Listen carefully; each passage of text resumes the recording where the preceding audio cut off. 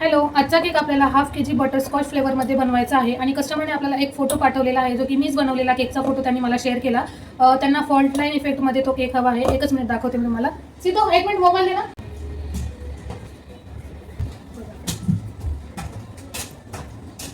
असा आहे तो केक जो की त्यांना हवा आहे.